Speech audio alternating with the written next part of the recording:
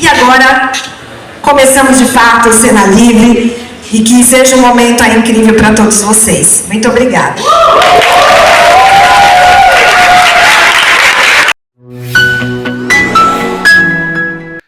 Fala, meus amigos da Agitaí. E aí, tudo bem por aí? Bom, por aqui hoje eu tô aqui diretamente do SESI Sorocaba. E a gente tá num dia muito especial hoje. Primeiro, me conta, quem é você? Oi, gente, tudo bem? Eu sou Paulinho, sou aqui de Sorocaba, ator e diretor de teatro há um tempo, e é isso. Então, porque a gente tá aqui num dia muito especial. A gente tá vivendo o Cena Livre, né? O que é o Cena Livre? Cena Livre é um projeto do SESI São Paulo, que consiste em abrir um estudo cênico sobre um tema, que todo ano eles dão um tema. Esse ano o tema pesquisado foi Shakespeare, por causa dos 460 anos de morte dele. E aí 6 núcleos de artes cênicas espalhados pelo estado, eles pesquisam, estudam e montam um espetáculo com o tema, que esse ano foi Shakespeare. E depois a gente se reúne nesse festival, que é o Cena Livre, para apresentar o resultado desse um ano inteiro de muito trabalho. Então a gente está aqui no início do Cena Livre, aqui no SESI Sorocaba, que esse ano está sediando o evento, o festival. Legal. Hoje vai ser um dia mergulhado em Shakespeare, né? Mergulhado em Shakespeare. Uhum. Falando em mergulhado em Shakespeare, qual que é a sua peça favorita de Shakespeare? Eu já estudei, eu tenho uma coincidência, faço teatro faz um tempinho, né? E aí, assim, a primeira peça que eu fiz na minha vida foi Romeu e Julieta, atuando. E depois fiz um curso de direção e fui trabalhar dirigindo espetáculos e dando oficinas e aulas. E a primeira peça que eu dirigi foi Romeu e Julieta, também, que eu escolhi. Então, é um espetáculo que tem o meu coração. Gosto muito. Apesar de ser muito clichê, falar que gosta de Romeu e Julieta. Mas enfim, esse ano, com esse processo todo que a gente fez, como o estudo, a imensão, eu tenho outras peças também que gosto muito. Falando em peça de Shakespeare, vocês apresentaram uma peça hoje, né? O encerramento desse processo. Como que é o nome da peça de vocês? A gente está com o espetáculo Eis a Questão. Eis a Questão é um espetáculo que conta a história de um grupo de atores que estão participando de um processo seletivo para uma peça de Shakespeare.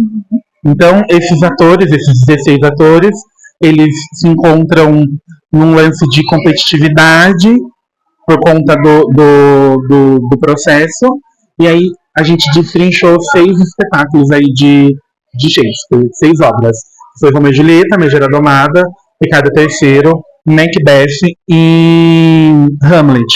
E particularmente, como é que foi esse processo? Não, foi incrível. Nós fomos divididos em grupos no começo de estudo. Cada grupo pegou uma obra e depois a gente trazia propostas. E todas as ideias que a gente teve para o espetáculo, elas foram de fato para o espetáculo. Então, assim, a gente conseguiu aproveitar tudo, afinando sempre, para chegar num resultado bem legal. Foi todo esse processo, texto, figurino, cenário, vocês criaram juntos? Sim, a direção da Ana, né? A Ana, ela dividiu a gente em grupos, perguntou para cada um o que queria fazer, dentre esses cenário, figurino, dramaturgia. Eu fui do grupo da dramaturgia, escrevi diversas cenas minhas mesmo, elas estão no espetáculo. E aí foi isso. A ideia, a pesquisa sobre figurino, cenário, foi tudo feita pelos atores mesmo, e também a mão na massa.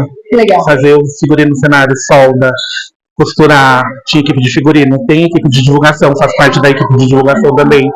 Então a Ana dividiu a gente nessas lacunas, não, nessas caixinhas, e a gente criou tudo. A gente criou tudo que tem no espetáculo. Ai, que massa. Obrigada, Paulinho. Obrigado, Ceci. A gente vai aproveitar um pouco, que tem mais peças pra gente assistir. Vocês fiquem de olho, a gente aí tá fazendo uma cobertura toda especial desse evento. Obrigado, Gi. Obrigado. Obrigada, meu amor. Beijo. Tchau. Mas isso faz parte de quem eu sou. Faz parte da minha identidade. Aos 21 anos eu beijei um menino. Só então para descobrir quem eu sou e quem eu gosto de ser. Eu sou gay e você tem que me respeitar. Livre! Eu não quero você.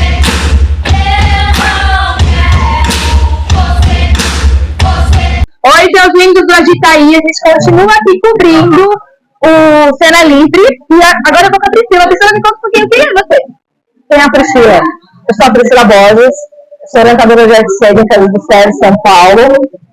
Hoje eu estou à frente dos núcleos de formação em artes cênicas, né? Então, todos os núcleos de artes cênicas do estado de São Paulo, a especialização em dramaturgia do SESI, as ações educativas do Centro Cultural FIESP. Então, tudo que envolve o olhar pedagógico pelas artes cênicas. Legal. E aí me conta um pouquinho, o que é o Cena Livre? Cena Livre, ele é como se fosse fechamento de todo um ano de trabalho, de criação e de vivência, de desenvolvimento de espetáculos, que a gente desenvolveu dentro do núcleo de artes cênicas. Então, a gente tem um módulo que chama Módulo Encenação, que são para pessoas acima de 18 anos que querem viver essa experiência de construção, essa experiência de temporada, de circulação. Então, eles fazem desde escolha do texto, a dramaturgia, concepção de cenas, de figurino, de cenário,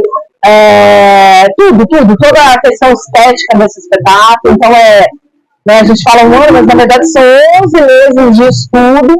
Aí a gente estreia normalmente em setembro. A gente faz uma estreia que é a temporada local, cada NAC em sua unidade. Hoje, participando do projeto, que é esse Cena Livre, que é onde existe um encontro dos NACs, nós estamos com 6 unidades. Mas dentro do núcleo de artes cênicas, nós estamos com quase 30 núcleos. Que legal! Então, a gente tem 30 núcleos que montam com os processos de experiência. Agora que fazem temporada local, a circulação externa, que é visitar outras cidades, lugares, instituições, e aí levando o espetáculo para outros espaços que não a caixa cênica, né, que a gente está acostumado com o palco, e todos os recursos que a gente tem dentro de um espaço teatral. Então a gente às vezes leva para dentro de uma escola, de uma quadra, de uma praça. Então a gente constrói o espetáculo para a caixa cênica e um espetáculo para o espaço alternativo. Que máximo! E esse ano está sendo uma grande homenagem a Shakespeare, né? Então me conta, qual que é a sua peça favorita de Shakespeare? Olha, eu devo confessar que eu sou uma amante de Shakespeare e eu gosto das tragédias. Adoro as tragédias. Eu gosto muito de Ricardo III.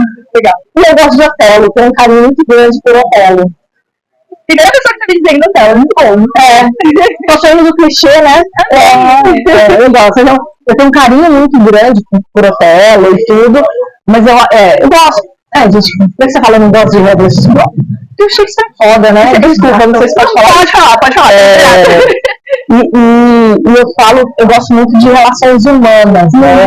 E aí eu tenho um autor, que é o Bloom, que ele fala Shakespeare inventou o ser humano.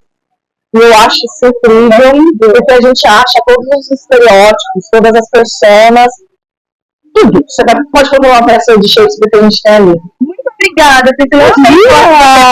Obrigada. Vamos curtir agora que tem mais Cena Livre. Bora. Ocupem o teatro. Ocupa o teatro. Procura a programação, SESI, SCT, Porto Alegre, todas as unidades. Vamos com a gente. Beijos.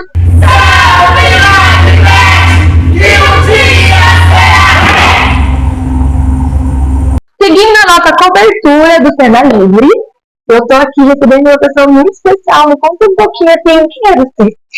Então, eu sou a Débora Rocha, eu sou orientadora de artes cênicas do SESI de Ribeirão Preto, sou professora há 17 anos, professora de teatro, sou atriz, sou uma pessoa que é completamente apaixonada pela arte, pelo que faz, e foi buscando sempre busco maneiras de usar a minha arte para poder, de alguma maneira, tentar transformar e trazer e fazer as pessoas transformarem também os seus mundos e outras realidades. Que lindo. Me conta um pouquinho, o que foi a Cena Livre para você? Nossa, o Cena Livre foi uma oportunidade de troca, foi uma oportunidade de perceber o quanto o teatro ainda está muito potente, de perceber como o teatro ainda faz muito sentido e é necessário na vida de cada um desses estudantes e na vida também de cada pessoa que a gente atingiu, seja aqui dentro, seja nos lugares que visitamos, e seja inclusive dentro da nossa própria casa, né? Como que a gente, como que o fazer teatral ainda é tão necessário, Importante, forte, né? sim, sim, e sim, transformador. A gente sai daqui refletindo. Sim, sim. Me conta, qual foi a peça que vocês montaram? Nós montamos Um Sonho de uma Noite de Verão.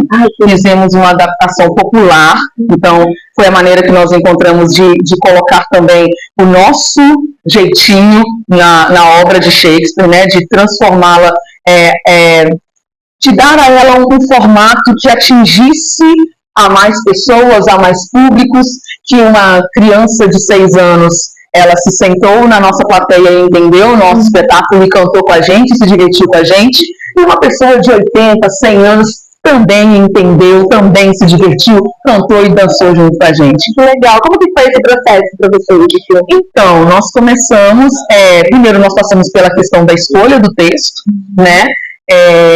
E entender qual lugar, qual estética que nós iríamos colocar dentro do nosso espetáculo, e desde então começar a fazer essa pesquisa e essa busca do teatro de rua, porque nós fizemos uma adaptação para a caixa cênica e também para a rua, exatamente por ser uma bandeira da nossa trupe, a Trupe Mandacaru, né? Eu amei o nome, eu amei. Ser a nossa bandeira, levar a arte aonde o povo está. Então, o nosso espetáculo ele tem que caber onde o povo está. Maravilhoso. Aqui até vocês apresentaram no Parque dos Espanhóis. Exatamente. 500 pessoas no público. Olha que incrível, que incrível. Emocionante. E me conta, falando em Shakespeare, qual que é a sua peça favorita? Tem como escolher? Olha, eu tenho muita dificuldade. Eu ainda não tenho a minha peça favorita. Neste momento, a que me toca mais, assim, as duas que me tocam mais Otelo. Otelo, eu gosto muito da história, sabe? E gosto muito, neste momento, O Sonho de uma Noite de Verão está muito à flor da pele. É com certeza a comédia que eu mais gosto do Shakespeare. Isso eu consigo responder. A comédia do Shakespeare que eu mais gosto é Sonho de uma Noite de Verão. Tragédia, eu ainda estou ali.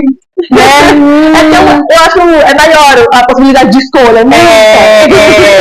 Então, mas o Otelo é uma peça que eu gosto e que me incomoda e me transforma em diferentes lugares, sabe?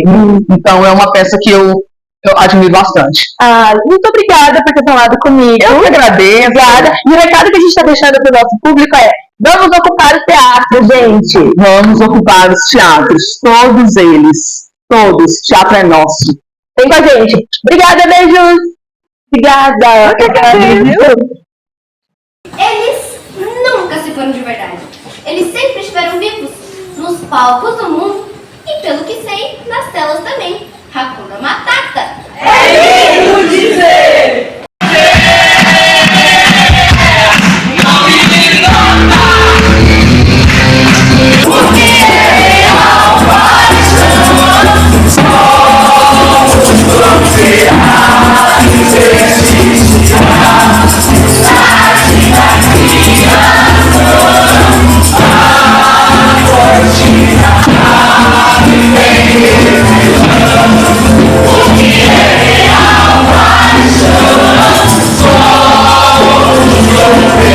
E aí, seus lindos, seguindo a nossa cobertura do Cena Livre esse final de semana, eu estou aqui com uma pessoa muito especial para mim, professor maravilhoso, né? Conta pra mim. Quem é você? Pra quem não te conhece. Boa tarde, amigos que estão nos assistindo aqui. Eu sou o Leandro Alves, eu sou professor de teatro aqui do SESI, sou ator e sou diretor também. Estou professor agora me coçando para voltar para os palcos. Eu vou te falar que depois desse final de semana eu fiquei com uma vontadinha, viu? Também só uma saudade do palco. Dá vontade. Quem pisa uma vez no palco, a hora que assiste o espetáculo, e aí nós estamos aqui no festival, né? Tantas peças lindas, falando do maior autor, que para mim é o maior autor de todos os tempos, que é o William Shakespeare, né? Então, assim, É muita coisa boa que rolou, né? Muito. Foi um mergulho intenso, maravilhoso. Como é que foi esse Cena Livre para você? Ó, esse é o meu terceiro Cena Livre aqui no SESI. Cada uma experiência muito legal, porque nós recebemos ou vamos a algum teatro onde todos os núcleos de artes cênicas dos orientadores levam seus espetáculos, né? E cada um é uma experiência muito rica, culturalmente falando, artisticamente falando. E é sempre um presente, é sempre uma troca gigantesca que a gente tem com os outros instrutores, com os orientadores e com os artistas, que são alunos, mas já são artistas e que estão fazendo obra de arte. É o que eu falei para os meus alunos, nós fizemos uma obra de arte. E esse Cena Livre aqui em Sorocaba, como a nossa chefe diz, né, o Cena Livre está crescendo muito. Então, nosso Cena Livre, o Cena Livre aqui de Sorocaba, ele, dos 3 que eu participei, ele está com uma cara, assim, um festival de teatro, assim, de proporções muito grandes, seja na equipe, seja na qualidade das produções que foram apresentadas aqui, na dedicação da equipe, na dedicação dos alunos, no trabalho minucioso da construção dos espetáculos, artisticamente falando, assim, é até estranho falar, mas, enfim, não que seja pejorativo isso, mas é porque não são espetáculos profissionais no sentido do mercado, os alunos não recebem para isso, estão fazendo, né, como a gente diz, o amador, que é o quem ama. A palavra amadora vem de quem faz algo que era profissional, mas faz por amor. E, nesse sentido, não me parece amador. Nem um pouco. Parece que, assim, são atores experimentadíssimos, né? Os diretores, sim, tem uma história legal, os orientadores, né?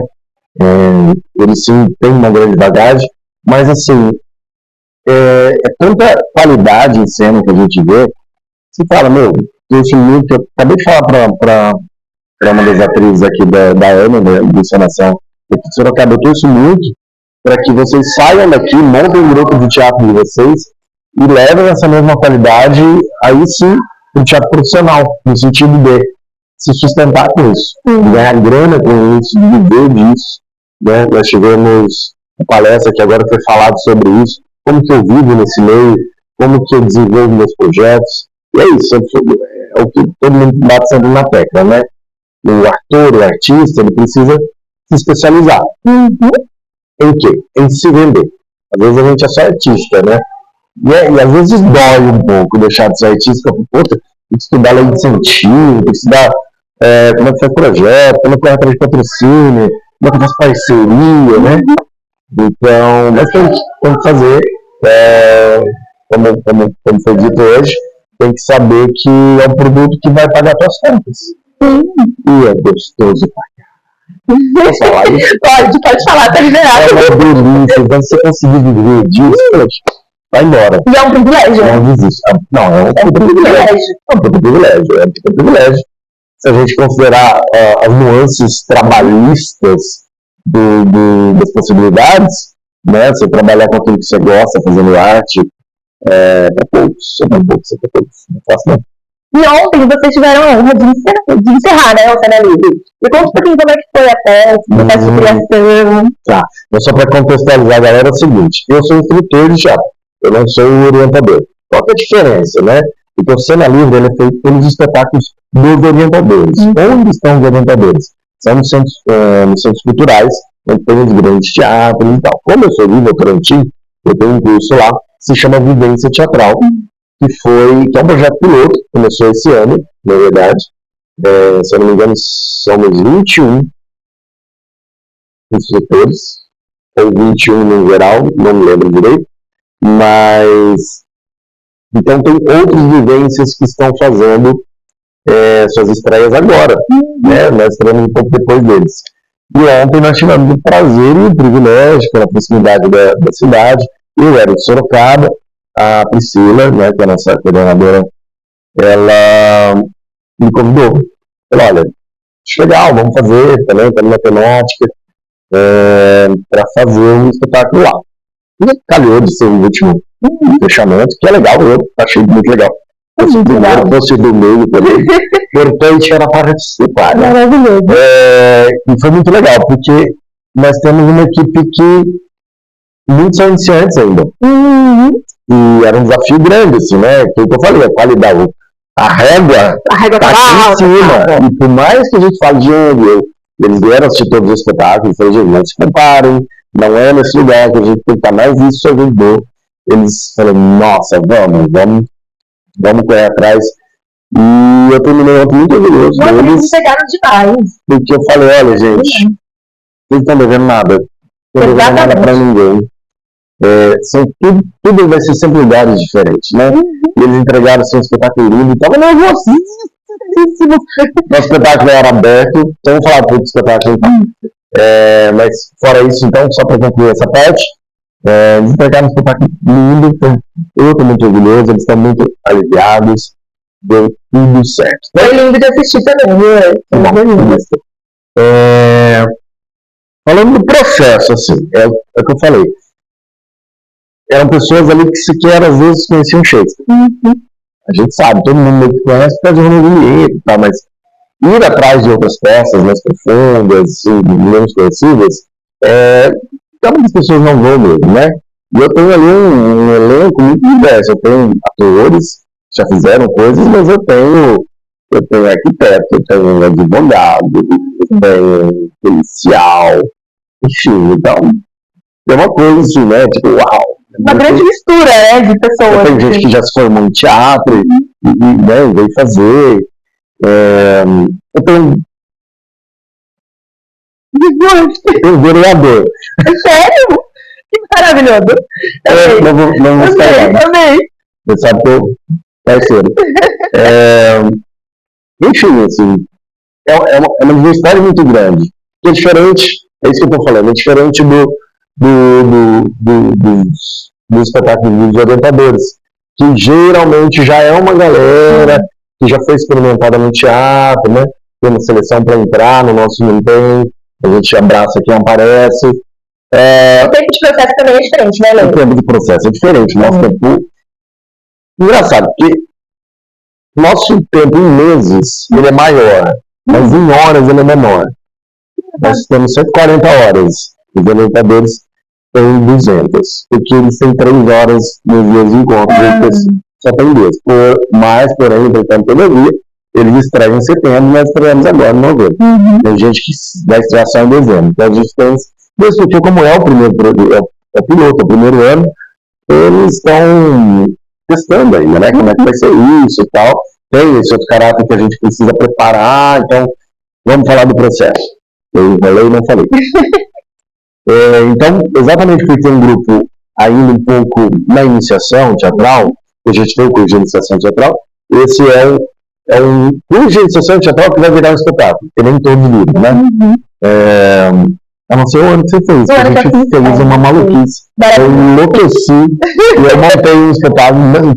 Uma galera, né? Uma galera, porque eu fiz uma loucura de juntar todas as coisas, né? E o Vivência veio um pouco depois disso. Olha, fizeram um espetáculo ali, dá para fazer um espetáculo. Então, funciona, criar um curso de espetáculo para os instrutores. E aí, como tem esse caráter de vídeo na iniciação, então, nos primeiros meses, ali, 2, 3 meses, eu não toquei no assunto peça. Eu falei no primeiro dia, falei, legal, vamos fazer Shakespeare, mas vamos dar um tempo.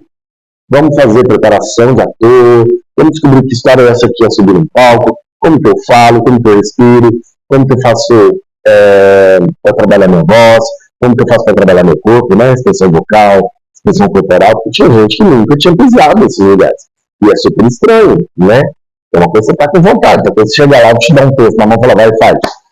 Então, a gente foi dando passinhos, uns iam mais, outros iam menos, começaram a beber um do outro, até que a gente conseguiu formar uma massa ali, um pouco mais, né? A gente deu uma equalizada ali, quisemos entender e falamos, bom, agora vamos partir para o espetáculo. E aí eu falei, vamos dividir nosso grupo em 4 grupos, pela quantidade de pessoas, vocês vão escolher uma peça cada um e vão estudar essa peça e vão me trazer um resumo dessa peça, o que vocês entenderam, vão fazer um bate-papo aqui, vocês vão apresentar a peça como se fosse quase um seminário para os outros.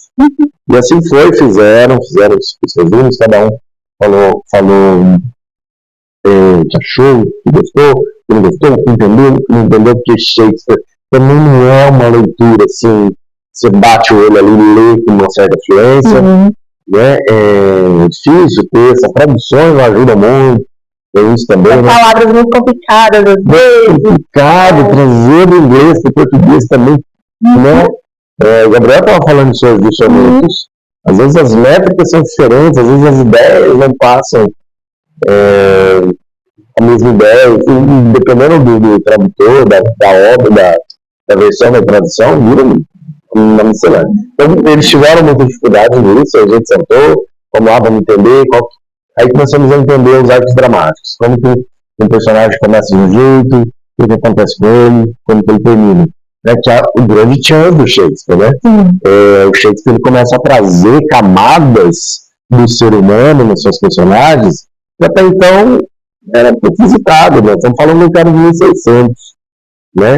Revolucionário, né? Eu sempre faço uma comparação assim, olha, se a gente pegar um pouco antes, a gente vai ter a comédia delight. O que é a comédia delight?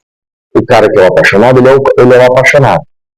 Não é o cara que é o bravo, ele é o bravo. O cara que é... Então, não eram personagens que você tem camadas. São personas. São tipos fechados. Eles não se transformam. Né? Você pega no Shakespeare, por exemplo, vou pegar o Otelo, você tem um cara super íntegro, que todos admiram, e que por um vacilo, ele se perde por causa de uma trama do vilão da peça, e ele se deixa levar pelo ciúme, e aí ele fica cego para toda correção que ele tinha, né, como um líder, e ele começa a enlouquecer de ciúmes e ele se torna um assassino, a ponto de acreditar na mentira que foi contada para ele, de penalizar o Cássio, tirando o posto dele, de mandar matá-lo e matar a própria esposa. Então, é essa brincadeira que o Shakespeare faz, que é a transformação. E a partir disso, a gente tem todas as histórias, né, as dramaturgias modernas, a partir do século XVII, XVIII ali, que mudou tudo. Então, isso que a gente precisava entender, que eu dei essa volta toda, precisava colocar para os alunos. Tipo, falar, olha o tamanho desse sujeito. Não são caricatos, né? São personagens plurais. Exato. Eu até faço a brincadeira, né? Porque o Chaves tem muito da comédia da arte. Então, se a gente pegar o Chaves sempre é o menino que está com fome. Né? Você não vai ver o Chaves tendo uma crise existencial. Sim, é verdade. Não sei aquele episódio que vai para Acapulco, eles vão, o Chaves fica, né? Mas não é a pegada, né? Então, se é uma briga, o cara sempre igual, que não vai pagar o aluguel, blá, blá, blá. E assim são os tipos definidos, como uma comédia de arte. Tem grandes transformações. E no Shakespeare não vai ter tipos definidos. Então a gente já está acostumado, né? Porque a gente já nasceu nesse universo. A gente vê as novelas, vê séries, vê filme, já é assim. Mas se a gente pensar isso em 1600, e como isso era complexo, a gente tem a primeira peça com traços de feminismo em 1600, tipo 1894, se eu não me engano, que é a Megera do Amado, que é uma mulher que se recusa a casar ou mudar o seu jeito de ser para se adequar e se casar do jeito que era, com um casamento arranjado, com o pai obrigando a casar, porque assim era. E ela bate de frente com isso. Não que não vá continuar tendo traços de machismo, até que ela casa com o Petrúquio, e ela come o pão que ela amassou, mas ela não mudou. Ela vai sofrer punições por isso. Porque nós estamos falando de uma sociedade, né, arcaica, antiga e tal. Mas ela enfrentou, e é o enfrentamento em si que dá essa parada. Voltando para os meus alunos, então, e aí desenvolvemos a dramaturgia, em princípio foram escolhidas 4 peças, a Megera, Otelo, Hamlet e Sr. Manuel de Verão. E no meio do desenvolvimento da dramaturgia, a gente tirou a Megera estava destoando um pouco do universo, ia ficar muito longo também, e ficamos com as 3. E a brincadeira foi que nós fizemos uma história que permeava as 3 peças. Então nós contamos as histórias das 3 peças, porém a história da peça não era a história das 3 peças. Era a história de um dos personagens da Sonho de uma Noite de Verão, que é o Puck. Que ele é uma fada, enfim, que mora na floresta. E aí ele encontra uma galera que está fazendo uma festa, não sei o quê. E ele fala, gente, deixa eu me juntar nessa festa legal e tal. Só que parece que ele sabe umas coisas, assim, ele pega no início, quem é você? Aí ele joga de volta a pergunta. Vocês sabem quem vocês são? Shakespeare tem muito disso, né? O espelho. Ele retrata a sociedade, né? Então, por isso que também você tem uma grande... A gente se identifica com os personagens. Não vai falar que vocês são tudo bonzinho, não. Em algum momento todo mundo sente inveja, todo mundo sente ódio, todo mundo tem vontade de matar alguém. Não que a gente faça, né? Mas sentir é do humano. Então a gente se policia, espero que vocês façam isso. Mas também, por favor, todo mundo que fez um dia na vida foi movido por esse sentimento. A gente se identifica, às vezes você pode, às vezes você tem vergonha, às vezes você tem orgulho. Esses caras, enfim, pessoas e pessoas. Mas então voltando, o Puck, ele chega nessa galera e ele parece saber algumas coisas, ele coloca assim, vocês são quem? Então ele bota uma dúvida numa galera que estava de boas. Ele não estava preocupado com isso. Mas o Puck está preocupado, porque ele encontra um certo espectro, que é a gente fazer uma brincadeira, e no Otelo tem um espectro, não. Então, aí, realmente, que para quem assistiu o Rei Leão, é a mesma história, né? Que foi o rei que foi morto pelo irmão, e o espectro fica vagando ali e fala pro Hamlet, olha, seu tio me matou, vai lá e me vinga. E o Puck encontrou com esse espectro. Então, aí aparece o nosso Hamlet, e aí segue a história, só que o Puck vai falar, não, peraí, a gente não sabe bem se ele é o teu pai, a gente precisa entender isso. E aí passamos pela história do Hamlet, passamos pela história do Otelo, e desagamos no Sonho de uma Noite de Verão, que é a história do Puck, mas o Puck fala, gente, eu tô com um negócio aqui, porque eu lembro a história de todos vocês, eu conheço todos nesse universo, mas eu não lembro a minha história. Eu não sei, peguei os meus, né? É o único momento que ele lamenta, e aí aparece o segundo Puck. E aí ele fala, como assim 2 Pucks? Ele fala, calma, cara, isso aqui, nós estamos no universo, no multiverso do Shakespeare também.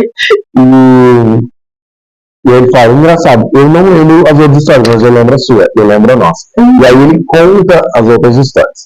E aí, ao contar a história, o outro Puck se lembra do que ele era, de onde ele estava e o que está acontecendo ali. Na verdade, eles pensam que eles estão mortos. A plateia é levada a acreditar isso desde o começo, mas tem uma sutileza. Eles não são seres humanos. Eles são personagens. E no final, o último trecho, a última fala, inclusive, da menina que faz o Hamlet, ela fala, eles descobrem, eu sei, a gente sabe o que a gente está fazendo aqui, nós somos todos irmãos, e nós estamos todos mortos. Não, é muito pior do que estar morto. O que é pior do que estar morto, né? Para uma questão filosófica, uma questão existencial, é ser esquecido. Então, vamos deixar um legado, né? De ter essa coisa de manter a nossa vida pelos filhos ou pelas obras, né? Eu até falado ontem aqui. São maneiras de perpetuar, né? A gente quer perpetuar. E você ser esquecido de várias maneiras, às vezes pelos amigos, pela família, ou na existência, imagina você morrer, ninguém lembrar de você. Tudo bem, chega um tempo que você não tem uma obra, isso vai acontecer, né? E isso é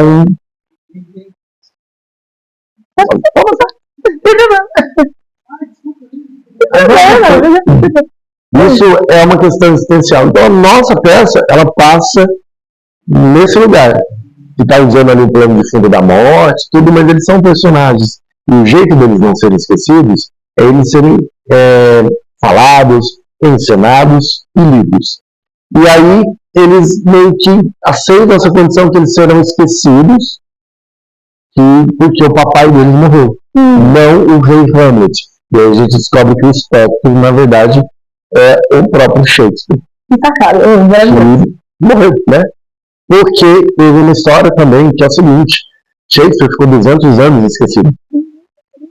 Então, uma sutileza também. Então, poderia ser, correríamos o risco de não conhecer Shakespeare. E agora pensamos quantos autores e personagens nós não vamos conhecer, eles não serão encontrados. Shakespeare ficou 200 anos escondido em gavetas e foi descoberto pelos alemães. Alguém achou ali, começou a fazer, aí que a Inglaterra falou: pá, esse cara é nosso. E aí foi reivindicado o lugar dele, e aí que Shakespeare apareceu pro mundo, lá pro vídeo de 1800 lá na Pedrada. Nossa, quantos autores a gente deve ter por aí esquecidos em gavetas? Muitos. Na verdade, essa é a regra. Sim. Né? Shakespeare é uma exceção, é verdade. Shakespeare é uma exceção, uma ótima exceção. Maravilhoso. Né? Porque é tudo que já foi dito sobre ele. Então, tá nesse lugar. E aí, para que não fique uma angústia muito grande, né, na peça, e para que aquela mensagem já, que a menina termina falando, e agora nós seremos todos esquecidos, e eles caem como se estivessem mortos, pelo esquecimento de um personagem é a morte,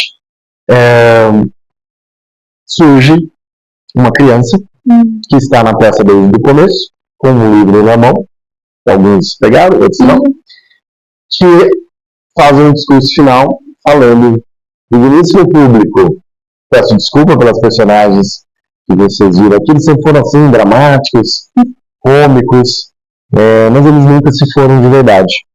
Sempre que um verso meu foi declamado e uma peça minha foi encenada, eles voltam. Eles nunca morreram de verdade. Eles nunca se foram de verdade. Né? E mal sabem eles que eu já voltei. Então é como se fosse essa figura, né, essa personagem, a gente reencarnou Shakespeare, uma criança, menina, mulher, né, que a gente chama de Juliana, que não é revelada, né, existe na brincadeira ali, chama ela de Juliana, e ela é a reencarnação de Shakespeare, dando esse recado de que os personagens estão vivos sempre que a peça ou os textos dele foram declamados e ensinados. E de fato, né? Toda vez que a gente declama, toda vez que a gente fala sobre, a gente está revivendo. Exatamente. Antes eu falo para os meus atores, as personagens elas não existem. Sim. Elas estão no papel ali, elas não têm fisicalidade. Elas vão ganhar vida, vão ganhar um corpo, vão ganhar voz, vão ganhar olhar, vão ganhar intenção, a hora que eu interpreto. Né? E a interpretação ela é única. Se chama interpretação. Cada um é interpretado de uma maneira. Não tem jeito de você fazer o Hamlet ou fazer o Hamlet, eles serem iguais. Você vai trazer a tua lógica, a tua história, às vezes você vai subverter coisas para dizer coisas que você quer, né, quer fazer. Eu tive aqui no curso de Sorocaba, uma das alunas fez uma das personagens, que é a Ofélia, ela fez um monólogo, a Cris, ela fez um monólogo e ela trouxe toda uma reconstrução da Ofélia, porque a Ofélia é uma personagem que se mata por amor, né, porque ela é rejeitada pelo Hamlet.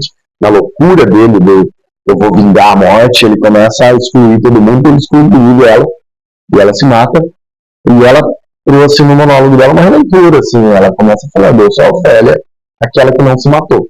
E aí ela traz uma questão feminista mesmo, tipo, ok, umas fotos dos caras que, né, a gente sabe, do mundo machista, homens. Melhorem. Já deu. Por favor, melhorem. Como foi dito aqui. Então, ela traz isso de uma Ofélia que não se matou, que não se rendeu a isso. Doída, machucada, coitada, ferida, mas potente. Mais potente. Então, assim, o personagem nasce quando eu leio, quando eu represento, quando eu trago a minha leitura. E tudo bem se eu for fazer exatamente como está no papel ali, não tem problema nenhum, mas ainda assim vai ser uma interpretação. Sim, e a gente está falando tanto de Shakespeare nesse final de semana. Qual que é essa peça favorita de Shakespeare? Tem como escolher? É difícil, né? É igual falar de música. Qual que é a sua música favorita, né? Eu vou escolher a peça pelo personagem, porque eu acho que é o meu personagem favorito. E é um vilão. Porque, assim, que a magia do Shakespeare talvez seja a magia da vida, gente. Não tem história sem vilão. É verdade. Se a gente pegar, tem um livro do Saramago que chama O Evangelho segundo Jesus Cristo. Sim, já li. Não é assim? Eu vou dar spoiler, se vocês quiserem cortar agora, pega o livro e lê. Mas eu vou dar spoiler, gente. Qual que é o barato do Evangelho segundo Jesus Cristo? É o Saramago apontando para o vilão da história. Quem é o vilão? Agora vou inverter aqui, agora eu vou entrevistar. Quem é o vilão do cristianismo? Peço licença aos cristãos, tá? Estou olhando, gente. Estamos fazendo uma análise aqui histórica, tá? Sem transições religiosas. Quem é o vilão do cristianismo? Lúcifer. Quem escreveu a história? Quem escreveu a história foi a Igreja Católica, né? E os evangelistas. Sim, os evangelistas. Do ponto de vista de quem? Do ponto de vista da igreja, do ponto de vista dos evangelistas, do ponto de vista deles. Mas quem teria mandado a história para eles? Deus. Eis o nosso autor. Ok. A história é contada a partir do ponto de vista de Deus. Certo. E aí o vilão é Lúcifer. Quem criou Lúcifer? Deus. Boa. Para que Deus cria Lúcifer? Assim, pensando dramaturgicamente falando. Para ser um contraponto? Eis que José Saramago nos surpreende com essa surpresa. Ele bota na nossa cara, através das palavras do próprio Lúcifer, que o Deus criou Lúcifer para que ele pudesse se sobrepor. Porque o que é um Deus se não há mal? Para que serve o Deus se não há maldade? Para nada. Né? E não estou falando de Deus. Qualquer Deus, tá, gente? Deus da mitologia grega. Se você não tem os vilões, ele não serve para nada. Você não tem morte, não tem desgraça, não tem maldade, não tem tentação, então não serve para nada, né? E aí no Evangelho ainda, o diabo fala assim: ô Deus, seguinte, eu tô cansado, eu não quero mais ficar tentando não os seus filhos, eu de inferno, cansei, faz o seguinte, vamos descer na terra. A gente fala, ó, Deus, diabo, ele é o único, tal, que Deus, inclusive Saramago, tem um ego enorme, ele quer ser o único Deus. Sim. É por isso que ele manda Cristo. Para que Cristo não é para salvar a humanidade, né? É para Cristo falar assim, olha, eu sou filho dele e ele é o único que existe, então vamos seguir ele, tá? Ele está perdendo terreno para os outros deuses. Então ele quer ser o único.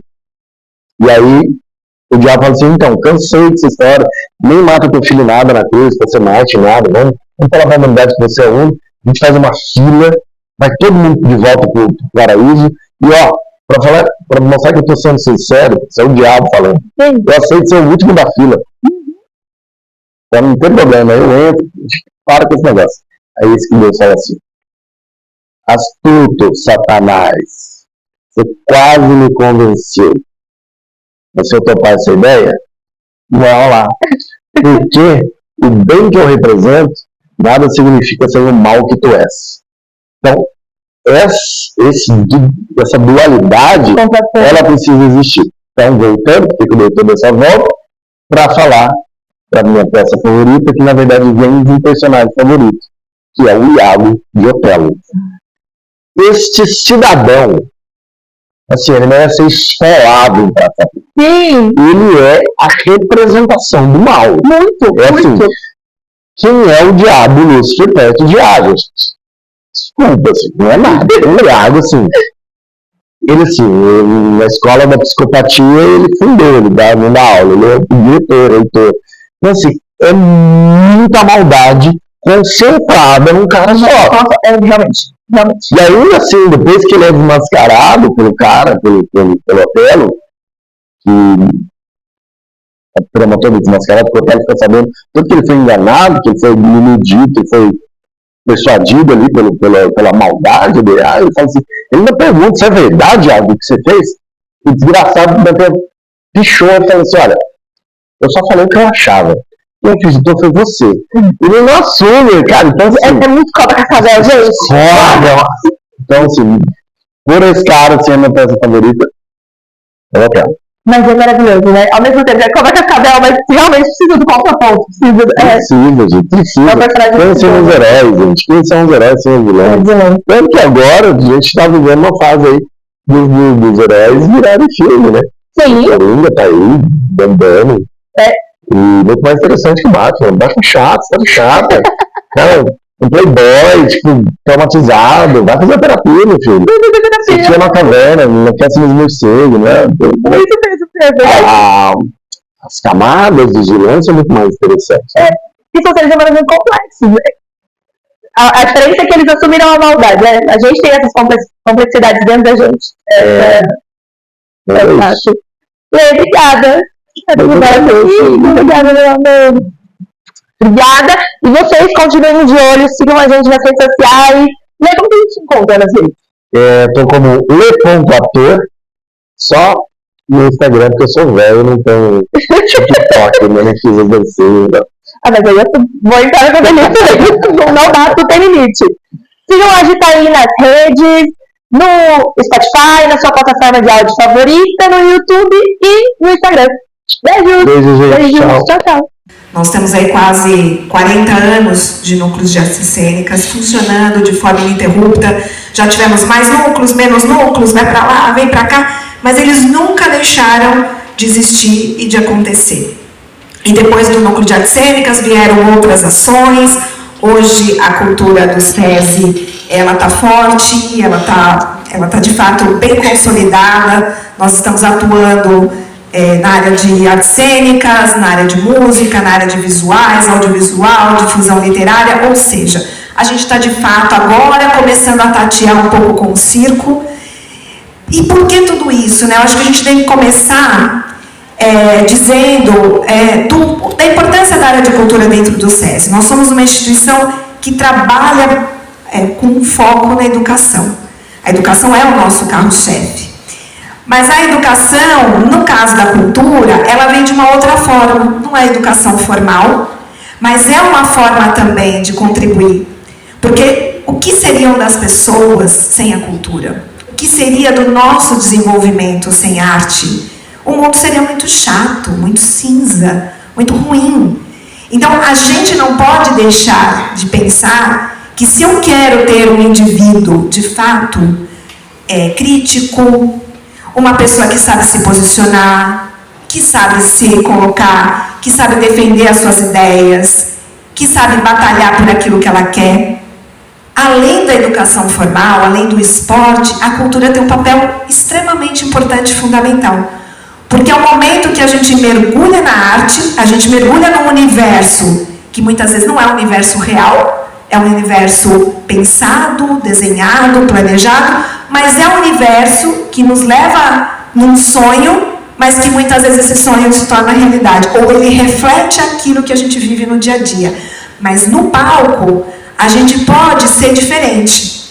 Cena livre, tudo que é de cultura, ele está ali.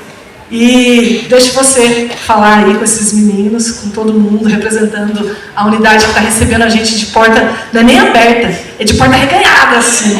Obrigada, Edu. Você é um cara incrível. Obrigada. Obrigado.